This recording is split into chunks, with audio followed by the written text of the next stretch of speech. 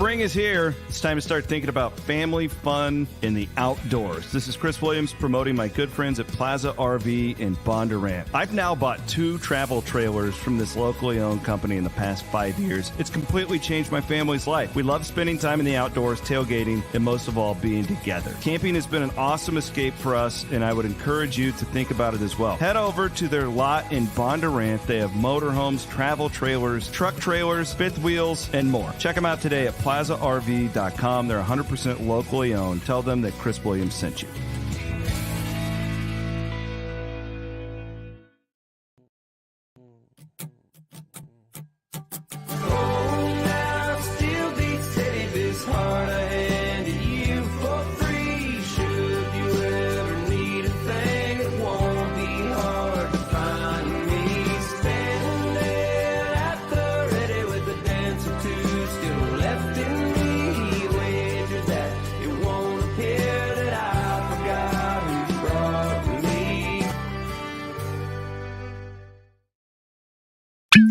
We recommend listening to the CW Pod with a glass of Steeple Ridge Bourbon.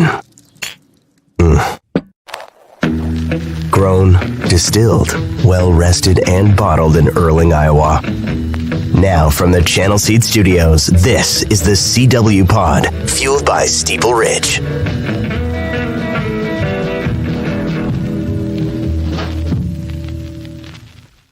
All right, I got Jason Loutsch with me today from Albaugh Family Stables. I'm going to give you a bottle of Steeple Ridge to take down there to all those snobs in Kentucky. Oh, This is better than the Woodford. Show them what a real bourbon is like right here. As Jason's off to the Kentucky Derby on Tuesday. I don't know exactly when we're going to post this, but I always find these fascinating. It was like a luxury to do one a few years ago, and now you guys are in the Derby every year, it seems like. So we're going to try and like peel off layers of the onion here, because I'm more into like the business of it, and like it's fun to watch the race and watch your horses and root for them and all that stuff. But like this turned into like, I remember the first year you're a part of this, you're like a part of this group, and then it seems 2010, yes, yeah, Patio Prado, yep. And then it was like you got addicted to it, yep. And now we've got like gear, yeah. Yeah, you know, we've got like gear, and the like first couple of years we didn't know what the heck we were doing. We went down there and we kind of stuck out. We didn't have any of our gear, and everyone else has gear down there, and now we know what to do. And it's been a great accomplishment for our stable, no doubt about it. I think. So was this like the goal, or like to be in the race? I mean, you're not in it every year. There'll be a down year. You're just absolutely. Like a pro franchise. But did you think you would get to this point this fast? I mean, you know, that was always our goal, is to get to the Kentucky Derby. Dennis came to me and said in 2013, we're going to start going to sales in Lexington, Kentucky in September. I'd like to buy 10 to 20 colts every year with the goal to get to the Kentucky Derby. Now, that seems easy to think about and talk about, but you're talking about 20,000 foals born every year, and you're one of 20 going in the starting gate. The odds aren't really in your favor. So, you know, if I would be lying if I said that we were going to do this every year. To make it, you know, once is a huge accomplishment, and to think that this is our 8th or 9th horse that's been entered in the starting gate of the Kentucky Derby. It's just been an unbelievable accomplishment, and very humbled and thankful for the opportunity. We've got Catching Freedom. This horse right now is 8-1, and you drew the 4 spot over the weekend. Why are we doing the post draw on Saturday now? Good question. It was for the owners. It's not. We're not in favor of that. It makes for a long week, so we elected just to have a little family draw party on Saturday over to our house, and had a good time with the family. And usually they have it on Monday or Tuesday when you can kind of get down. Well, we usually have office parties. Yeah, like we usually have it up, and like it's like a big deal. Exactly. And they, you know, it's all about the money. I think they try to get more people down there, and now I think they can have more betting going on for a longer period of time. And so, yeah, they did it Saturday. It was quite it was quite an event. It looked beautiful on TV. It's kind of like conference realignment and horse race. Yeah, exactly. Everything's changing, right? Daily. So no, but it was a nice event, and we watched from home, and then we'll head down on Tuesday, like you said, and start, you know, taking in all the activities that goes on with the week. What is your favorite part of the week? You know, the favorite part of the week for me is the week, actually. You know, getting to hang out with the different owners, the different trainers, jockeys, friends, family that all come down to the event. It's just a great week just to kind of unwind and enjoy the atmosphere. all the things that go along with it. Tuesday night, we have a trainer dinner. We have a couple of other parties that we attend, and just get to meet a lot of great people and see some old friends and family, and then really get just every day amps up a little more your excitement, your nervousness as we get closer to Saturday. So Catching Freedom, this horse, last year we had the 2, and the Cycle of Mischief kind of snuck in at the end. We didn't really expect it. Right. This horse, was this kind of one that you thought would get in, or because I know it won the big race. It was the same day Iowa State played Washington State in the NCAA tournament. Right. Like, when did you kind of think that this horse had a shot to be not only to get in the Derby, but be one of the favorites? Yeah, he ran a good race back in February. Gave me a lot of confidence that he could take the next step. And when we entered the Louisiana Derby, it was a very, very tough field, and we had confidence going the race. We had to finish in the top 3 to qualify for the Kentucky Derby, and so we started actually really poor. We went to the back of the pack, and I really didn't think we were going to get there. And he made a heck of a move on the far side and coming down the stretch, and it was an unbelievable race. And that really moved him up the ranks as the 3-year-olds, and going into the Kentucky Derby that said he's a legitimate player. He's got a big chance in the Kentucky Derby. And, that was 6 weeks ago. It's been a long 6 weeks since then. We're in keeping him safe, happy, healthy. A lot of things can go wrong with these animals. So knock on wood, so far, everything's been really good. He's been training great. He's happy. He's healthy. And now we're almost there. I'm anxious I want to ask about your evolution as like the GM. Because I remember, man, I was in my 20s still. And I'd sit with you on Friday nights at Prairie. And it was fun. Like, yeah, I learned a lot about the sport then. And like, where you were then, as far as your knowledge of this stuff. Yeah, where you are now. It's come a long ways, to be honest with you. Like, are you a horse guy now? Like, can you sit at a track and be like, that's? Well, I don't know if I feel like I'm a good horse guy. I run the stable that's, we went to the sales, and we've went to the Kentucky Derby, I think 8 or 9 years. So now. I guess what I'm asking is, like, how much do you lean on your intuition now that you've been in it so much? And then like Dale Romans and like your guys, right? Like, you're the GM. How much do you lean on the assistant coaches and a lot? I put a lot on those guys. I mean, they're there every day. Yeah. I'm here in Iowa. So it's something that we communicate every day. I got 3 or 4 trainers throughout the United States that we use. Brad Cox is being the one for Catching Freedom. He's one of the best trainers in America. But each of them have their different styles. And so we try to fit the horses that fit their style per se. Interesting. Yeah. So it's like this is a good air raid quarterback, or this guy be good wishbone guy. This guy might be more of a development guy. So if we have a horse that's a little slower developing, we might send him to a different trainer than this trainer. In reality, we really don't know when we ship them from the farm. They're only 2 years old. We don't know how really good they're going to be at the time we ship them. Mm-hmm. We maybe have a little bit of thoughts about if they're going to be good or not. But really, you don't know until they start training up and run to their first race if they have the capability of even ever getting this good. And then some of them are like late bloomers. Absolutely. Right? There's horses this year that have only ran twice, that have ran in the Kentucky Derby 3 times. They just maybe had one start and they were good, and then they went right into the stakes to try to qualify for the Kentucky Derby. Everyone takes different paths to the Kentucky Derby.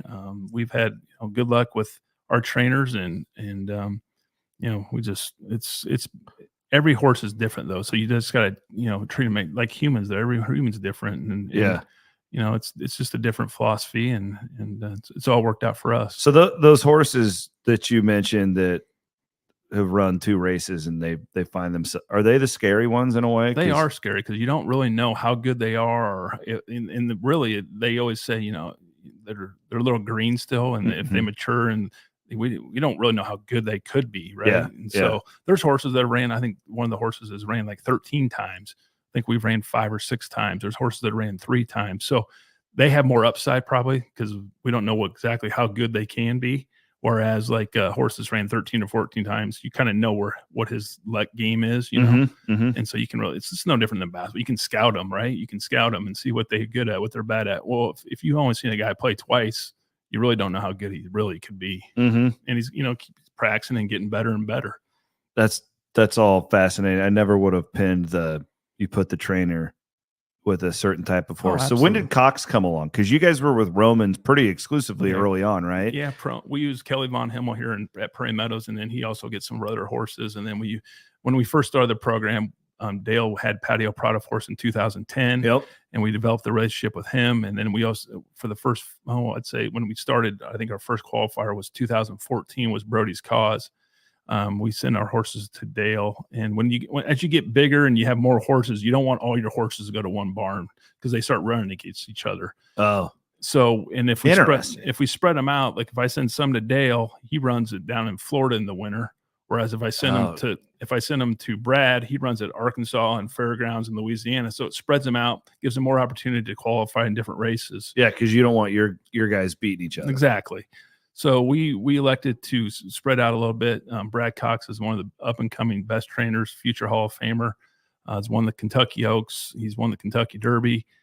So we elected to send him some of our horses, and it's been a really good fit for us. You know, this will be our, I think our third horse is qualified for the Derby with him, and couldn't be more happy. Where are we at now as far as years that you've been there? I think this is 7. Yeah. Yeah, that's what I had in my head. Yeah. 7 years. Yeah. 7th time, 9 horses, I think, or something like that. So yeah, it's a fascinating event. It's an exciting time.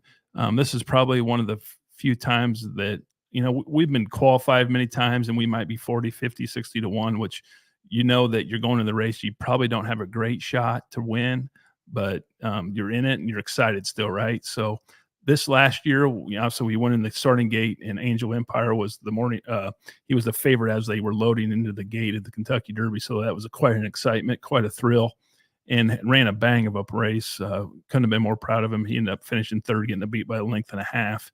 But I always tell people that I always wanted, when we run in the Kentucky Derby, I want to know what it feels like to think you're going to win a Kentucky Derby. Yeah. And when he was coming down the stretch last year, I got that like blackout feeling like, oh my God, he's going to get there. It's going to be crazy. He might win this thing. What are we going to do? I mean, it just, all these things go through your head, and he came up just short. But, there's mixed emotions. You were sad because you were so close, but you're so happy that you finished third in the Kentucky Derby. So excited, so happy for the horse, so happy for our stable, our family. It was a great week. And now you try to build on it, right? Well, I mean, I'm not going to jinx you, but it's kind of like in life, like you got to usually a setback or two before you strike it. Yeah. If this feels like a good year, and I don't know enough about the field. You know way more about this than me, but I mean, I'm looking at like the post draws for the other favorites, and you're not perfect at coming out on number 4. We should probably explain that to first time listeners, what that means. But I mean, where would your horse Catching Freedom be, I guess? So you drew the 4 posts. Sierra Leone is 3-1 at number 2. Right. The 2 horse. And then Clear Out at 17 is Fierceness. Yeah. Which is like the blue chip horse, right? Like he's a stud. Yeah. That's the favorite going into this thing. How much do these post draws impact the odds? And how do you, because like when I'm looking at the favorites, you guys have the best one. Yeah, we're the third morning line favorite going in the race. So I think a lot of those lines are predetermined before the post draw even happens. Oh, so this isn't impacting. This isn't from that. No, not really. And so really what happens is, I used to be all freaked out about the post, like, oh, if we drew 1 or 20 or it's over, it's over. And then, you go back and look at the history, and there's horses that have won from the 1 hole. And I just really realized that it's out of my control. And so whatever happens. And reality is, if you think you might have a great post, and when those gates open, you have no idea what's going to happen. Yeah. They could bang you. They could come over on top of you. So you just got to hope that and you had the horse the one year that got really nervous. Yeah. Before, you can't control that. No, can't control that. So there's so many things that can happen that are out of our control. We don't know. We know that we didn't really want 1 or 20 or 2 or 19. So this is in the middle of kind of where we wanted. But we think that he's not a speed horse. When I say that, he's not going to go when you see him come out of the gate, he's not going to be near the front. He's going to be mid-packed in it near the end of the crew. And so we just hope that he can get a clean trip and make his run on the backside and to come around for the final turn. We hope that rail opens up and he can come up it and make a big splash. But yeah, he's going to be a ways back. And tell our listeners, just be patient, because that's what we're going to be doing. And about that, when they start turning for home, he's going to be making a big move, and hopefully it's good enough. So the sport of horse racing in general, I feel like these kind of mystique type sports have really taken off in the last 10 years or so.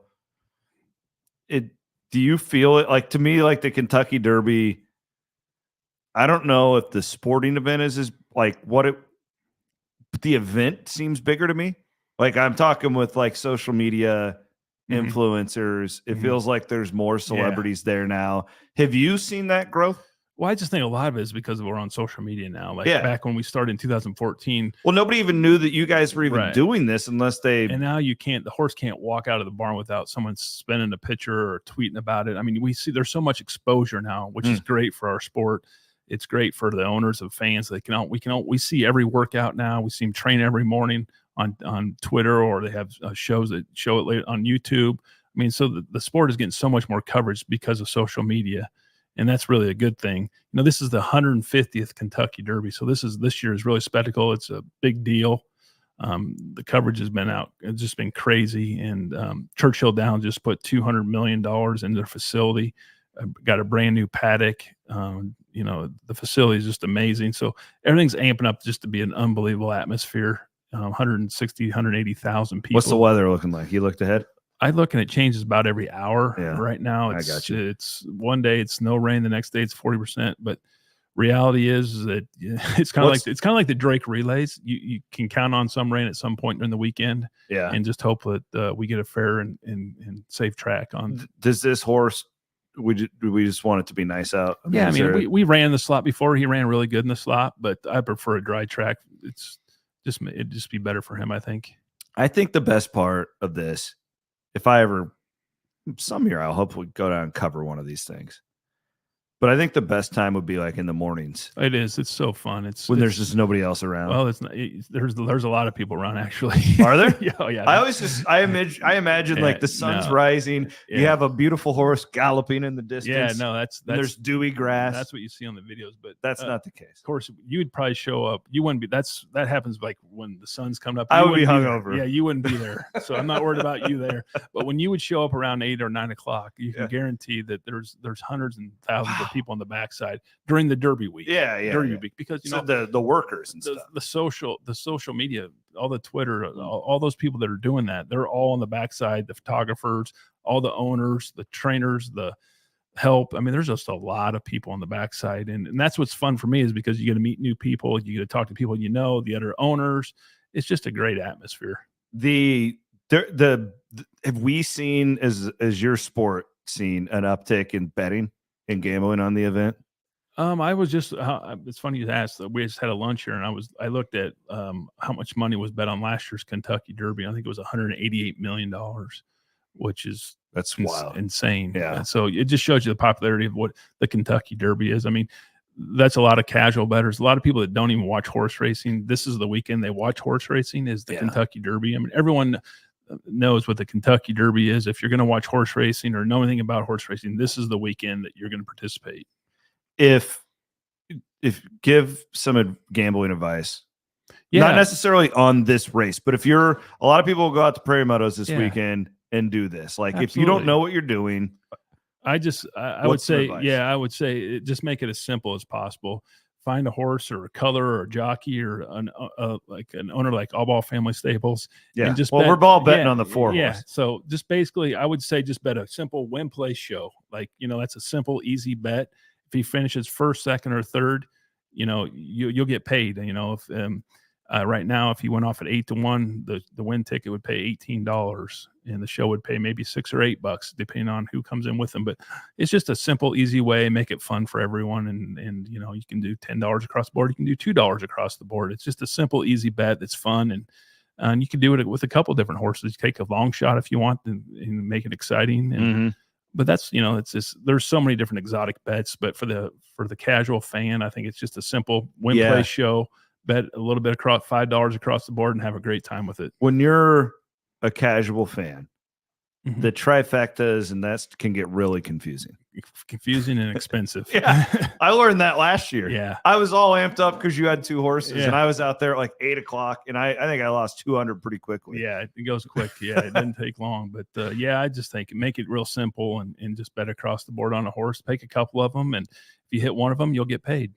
Do you have any other stable horses that we're looking to the Preakness, and then Belmont, or is Catching Freedom going to be it? This will be it for the Triple Crown. We have some horses that are still coming along, and maybe we'll late blossoms. But as far as the 3-year-olds, the Triple Crown is all 3-year-olds. Yep. This is our 3-year-old this year, and I've got asked that question. It's funny. I get asked that. I don't know how many people have come up to me this year and say, "You only got one in the Derby this year?" That's like yes, I only have one in the Derby, and it's some people just don't get it. They don't understand how hard it is to get in the Kentucky Derby. Last year, that's what's like. You guys are doing it consistently. Yeah, that's what's so impressive. Last year was like something that will never happen again, to have 3 horses from one ownership in the Kentucky Derby. I forgot you had 3. Yeah, so we ended up with 3 when Cyclone got in. Yeah, because Cyclone got in at the end because that other horse dropped out. Yeah, so we had Angel Empire, Jason's Road, and Cyclone Mischief, and to have 3 of the 20 was something that's it won't be done again in our lifetime probably, but it was a crazy day. It was fun, and we're just, our goal when we go to the sale every year is, if we buy 15 horses, man, we're just praying that we can get one that can get to this level, because it's so hard. It's really hard. I know you like, none of these horse racing people are like making a ton of money on these horses, right? Like it's like a labor of love. Where does the money come from? Is it selling like after this is a Derby horse? Like if whoever wins this race becomes a stallion, right? Correct. So that's where the money's made. You're talking, because you got to feed these horses. You got to they all cost bills. They all cost the same every day. It doesn't matter if they're winning a $5,000 race or a $5 million race. They all get treated the same at the barn. They all get, it's about $100 a day charge from the trainer, and they're all the same. You don't get this much better treatment and pay more for a Derby horse. They all get treated the same. So let's say Angel of Empire didn't win the Derby, had a great bloodline, had a great showing at the Derby. Is that a valuable horse after his career? He'll be a stallion when he retires. He won the grade one, if it's called grade 1 races. He won the grade 1 Arkansas Derby to qualify last year for the Kentucky Derby. So when we retire him, we'll make him a stallion.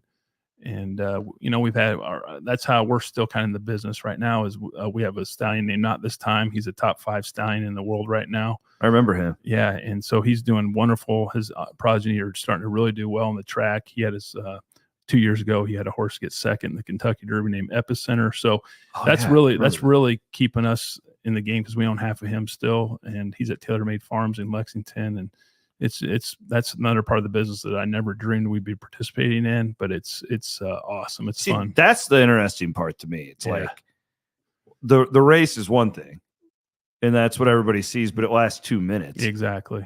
It reminds me a little bit like auto racing. Exactly. It's like these, just a lot shorter, right? Yeah. Well, but then like in auto racing, it's like you have the driver, which is important, but a really good driver in a terrible car doesn't really. So if you have like a great trainer with a terrible bloodline horse, there's only so much Brad Cox can do with that guy. Exactly right. How much of it is? There's probably. Well, that's when we're bloodline trainer. That's where we're going on. Is like when we go to the sale in September, we're going to the book 1 and 2, where the pedigrees are the best in the world. Like we're going to the McDonald's All American 5 stars, 4 stars with pedigree.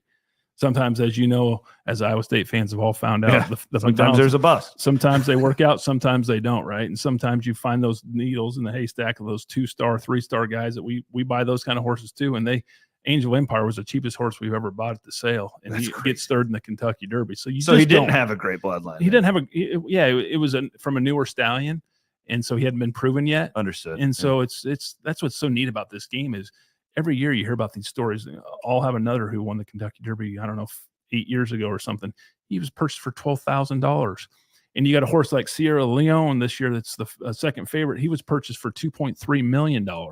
So it's just amazing how all different levels of horses that you buy can get to the Kentucky Derby. We really, really don't know. No different than when you guys are out guys are out recruiting. You think you're buying a 5-star, getting not buying a 5. Well, you are kind of anymore. Yeah, you are now. Yeah, you can say it now. Yeah, it's fine. Yeah, and they pan out, and sometimes you get a guy that you had no clue that he was this good, and he turns out to be an All-American. It's fascinating. Yeah, well, and I'm really interested in the gambling aspect of it too, because so like what's weird, what's crazy to a novice is these horses they're from all over the place, and they've got this whole qualifying system, but some horses don't race against the same competition right as other horses, and then you've got the bloodline thing, and then you've got the trainer.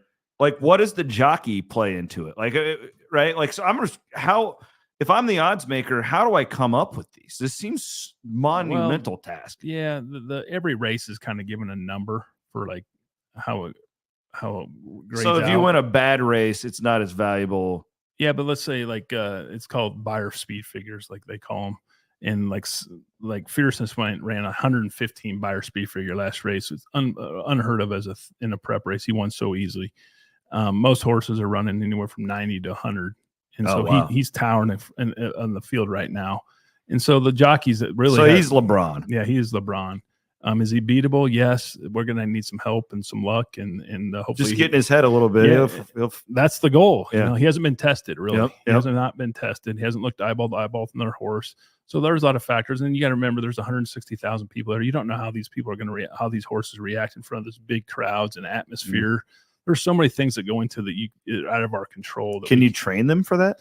You can a little bit, but most races that they run in the preps are 20 to 30, 40,000 people, right? Yeah. So what you do is you take them every morning over and you stand them in the gate, but you can't simulate the crowd noise. Ashley is my wife. She swears by socializing dogs. So before they're like 12 weeks, take them to the farmer's market. Yeah. Take them anywhere so they can see all different types of people. And then do you do that with horses? So not to that degree, but what we do is we take them to the gate. We take them to the paddock in school all the time, different times of the day. We'll do it in the morning. We'll do it during live racing. Catching Freedom will school in the paddock tomorrow, and then Thursday during live racing, just to kind of get the atmosphere so he knows what to expect. And you really can't, envision 140,000. It's hard to school for something like that. But you just hopefully your horse has a maturity about him, and he's level-headed. And a lot of horses, believe it or not, they can't handle it, and you just hope it's not yours. Is that what happened? What horses of yours like freaked out before it got into the gate that one year? Yeah, that was back in 2015, I believe. Is that what happened to that horse? It just got scared? Yeah, it just gets spooked, or somebody makes they hear something or see something in the crowd, and they just react to it. They're like humans. I mean, they all have personalities. Exactly. They all have personalities, react different to crowds. And some people can handle the pressure, as you know, and some people can't, right? And just like, like in basketball, you got those guys that love the pressure, and you got guys that say, I want no part of the basketball. It's the same with horses. So these horses, in your opinion, they know when they get in there and they're looking up, this is different. Yeah. Like, this is a bigger race. Yeah, they know. Yeah, they know. Because I guess, like, in my mind, I would have thought, oh, they just run. No, they know. They know the atmosphere. They know. They know how many times they're going over the paddock during the week. They know that something big's coming. They don't really know what day it is or anything like that, obviously, but they know it's coming. The much schooling as they get, and they also can pick up on the crowds on the backside. Like normally during the week, there's no one on the backside. This week, last week, juice them up. It just gets them excited, and you really got to be careful not to get them too amped up. And, because they can react if they get spooked. And so you got to be careful a little bit, but no, they know it's game days coming soon. That's wild. Yeah. Okay. So Catching Freedom, again, the 4-horse in the Kentucky Derby. Albaugh Family Stables owns it. We'll all be rooting for it. Last thing with you, Jason, here is the GM. You kind of gave us a brief look at this earlier in the show.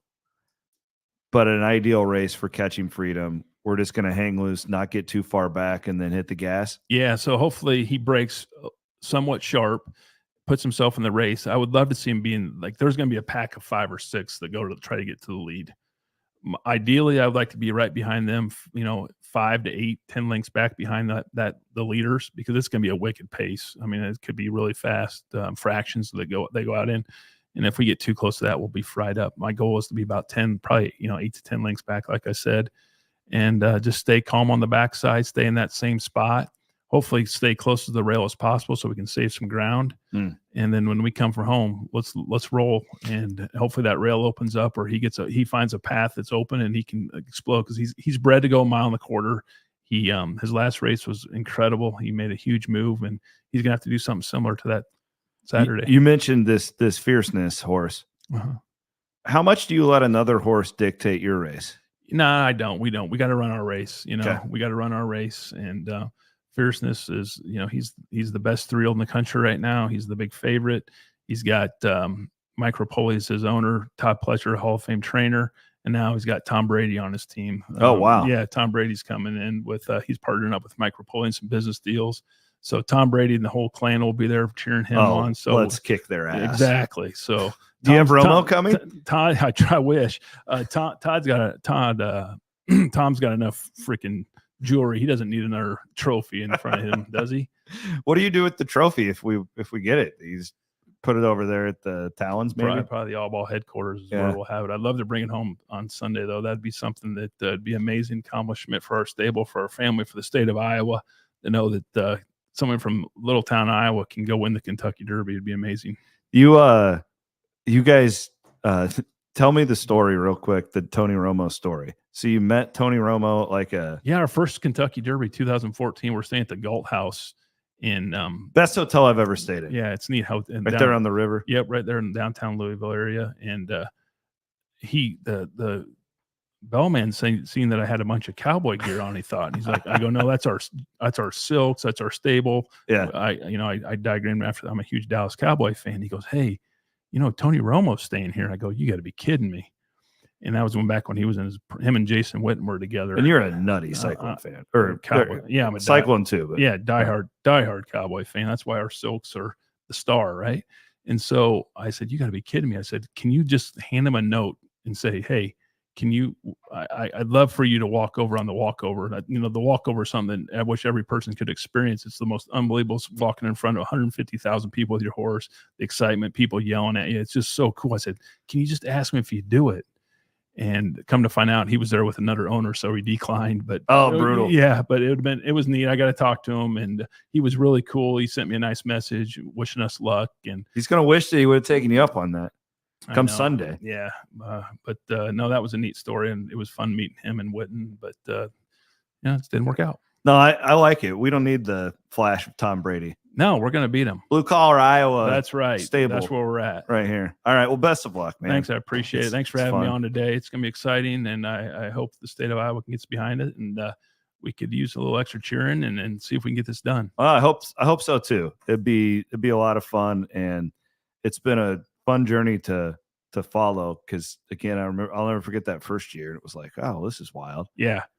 And I think this our time. It's. I remember you told me you didn't think that it would ever happen again. Yeah, that's why I always say every year. Like every year I go, I say, "Hey, I'm going to enjoy this like nothing other," because you don't know when you're going to be back, right? Yeah. And so this is hard. It's a hard sport, and we're extremely excited and humbled, and we hope to be back, but you just never know. So we're going to go give it our best shot and hope it's good enough, and we'll see what happens. I'll keep you guys updated on Twitter throughout the weekend too. I usually, about Wednesday, I'll be locked into this and watching every workout and all that stuff. You guys all know C-Dub's a tremendous handicapper at all aspects. Elite. So elite. So I'm sure you guys will take his act. Do not. Last year, I'm not kidding you. I went to Prairie with $200 for the race. The day before, I bought all the books. I did all my studying. I lost every bet last year. I didn't hit one. Well, is that true with horse racing or all sports? But then you know this story. It was the year, like 5-6 years ago, where the dead last horse won. Yeah. It was the last. It was like a 16. Rich strike. Yeah, I hit that. Yeah. To win. I won like thousands of dollars on that on like a $10 bet. It was insane. Yep. Sometimes it pays to bet the long shots. I mean, I had no clue. Know. Like I'm not claiming to be smart here. but just that's what the Kentucky Derby is about for the public. Just go have a good time. I do enjoy the aspect of getting the preview book and reading about all these like owners. It's fascinating. Yeah. It's really because there's a little bit like of a Formula One feel to it to me. Are you familiar with Formula One at all? Where it's just like, I think I'm interested in it because it's like, I know I'm never probably going to be in a Mercedes garage, right? Yeah. Like, listen, like I know my place in the world. Yeah.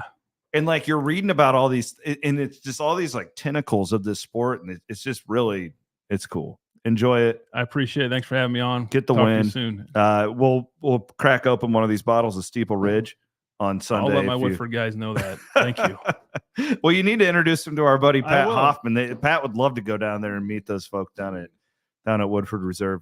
Thanks to our friends at Channel Seed here in the Channel Seed Studios. Jason Loutsch, Albaugh Family Stables, Kentucky Derby coming up on Saturday. We'll all be rooting for Catching Freedom coming out of the 4th spot.